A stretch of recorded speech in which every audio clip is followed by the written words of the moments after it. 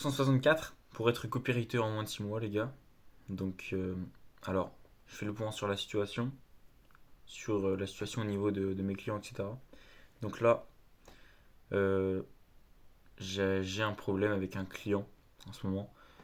C'est-à-dire que le problème que j'ai déjà dans un premier temps, c'est que je manque de cadre. Je manque de cadre. C'est-à-dire que le client, je l'ai pas assez. J'ai j'ai manqué de cadre en fait. J'ai pas fait un bel appel d'onboarding où je lui explique bien ce qu'il y a, etc. Et ça, tout de suite, ça crée moins de confiance quand il y a moins de cadre. Et le truc, c'est que j'ai accepté une offre sous forme de pourcentage. J'ai commencé à bosser alors que on s'était pas mis d'accord sur un deal précis au niveau du pourcentage. Donc, c'est la merde, c'est la merde. Et en plus de ça, du coup, ce que j'ai fait après, comme je manquais de cadre et comme il commençait à avoir moins confiance en moi, j'ai demandé de l'aide à mon coach. Il a pris du temps pour moi et pour tout ça, pour un client à qui j'ai même pas fait de deal encore. Il me semble que j'avais précisé ça à mon coach, mais il a pas dû le saisir et du coup, ça fait qu'il m'a aidé alors que j'avais même pas de deal et du coup, je me suis occupé du deal aujourd'hui. C'est un bourbier et c'est un radin. Honnêtement, mon client c'est un radin, c'est-à-dire que il est trop, comment dire, il veut trop prendre une grosse part du gâteau alors que en tant que coopérateur, c'est moi qui fais tout le boulot presque. Donc c'est problématique. Donc là, je lui ai dit clairement parce que le problème c'est que j'ai commencé à bosser. Donc et il y a une deadline pour mardi. Donc je bosse quand même, tu vois, je bosse quand même. Et je lui ai dit mes derniers mots ce soir. C'est ce deal là où je pars quoi. Et c'est un peu compliqué.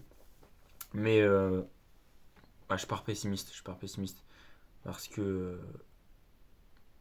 en fait ce deal là il est pas ok avec. Et je lui mets entre guillemets un petit coup de pression en lui disant c'est ça ou rien. Il risque de refuser. Mais vu que je suis en position de force, vu que son business tourne pas encore, il y a un monde où il dit oui. Mais c'est un peu compliqué là-dessus. Mais sinon, demain, c'est mon premier jour à McDo. Et là, je rentre dans la période du défi, dans la période de ma vie tout simplement où je vais devoir avoir le plus de mental possible. Parce que là, en fait, accomplir ce défi, c'est sûrement la chose la plus importante de toute ma vie. Qui me fait le plus vibrer, quoi, genre. Ce défi, si je le réussis, ça va être le plus gros accomplissement de ma vie ever. Et là, du coup, je rentre dans une période où ça fait plusieurs mois que je stagne. Je galère à closer mes premiers clients. Et je me suis mis dans le rouge en travaillant à McDo et en quittant mes études. Demain, du coup, c'est mon premier jour à McDo. J'ai vraiment pas envie d'y aller. Mais quand je te dis que j'ai vraiment pas envie d'y aller, j'ai vraiment pas envie d'y aller. J'y suis même pas encore allé et j'appréhende déjà. Et c'est ça qui est bon. C'est ça qui est bon, mec. Parce que là, ça va être la guerre. Là, vraiment, c'est là où, en gros, je vais voir ou pas si j'ai vraiment des tripes, en fait. Si j'ai vraiment envie de réussir le défi, c'est là que ça va jouer. Parce que il y a plusieurs types de personnes dans ma situation. Déjà, il y a des personnes qui n'auront même pas pris le choix de se mettre dans le rouge, donc forcément, voilà. Mais il y a des personnes dans ma situation qui vont subir le McDo, qui vont, qui vont commencer à penser aux études. Ah, et si je ferais pas des études à la place? Et si je prendrais pas un truc plus stable? Il y a des gens dans cette situation qui vont utiliser le McDo pour avoir la dalle et pour mettre les bouchées doubles. Et c'est exactement ce que je compte faire là. C'est terminer ce défi, d'utiliser vraiment mes tripes, la dalle, tout ce que j'ai là, pour vraiment. Parce que là, tout ce qui me manque, c'est des appels qualifiés. Je suis pas un excellent closer, mais je sais que j'ai la capacité de pouvoir closer. Il me manque juste un peu de cadre, un peu d'assurance, un peu d'énergie. Voilà. Mais les erreurs, je les ai faites. J'ai fait suffisamment d'erreurs jusqu'à aujourd'hui pour pouvoir closer mon premier client. Donc là, qu'est-ce qu'il faut que je fasse? C'est très simple. Il faut juste que je prospecte, que je fasse le travail parce que j'ai déjà des deals en cours, que je fasse bien le travail, que je prospecte et que je fasse de l'argent, que je close.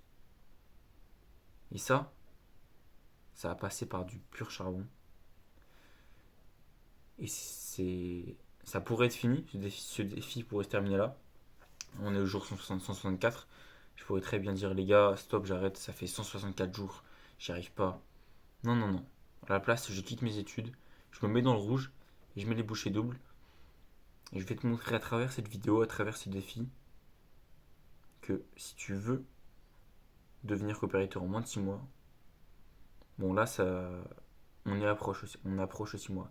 Il reste moins de 20 jours pour les 6 mois de défi. C'est compliqué, mais ça se fait.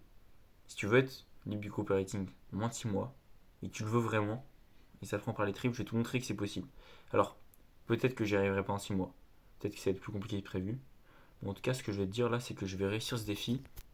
Et je vais te filmer ça, mec. Donc là, demain, premier jour à McDo.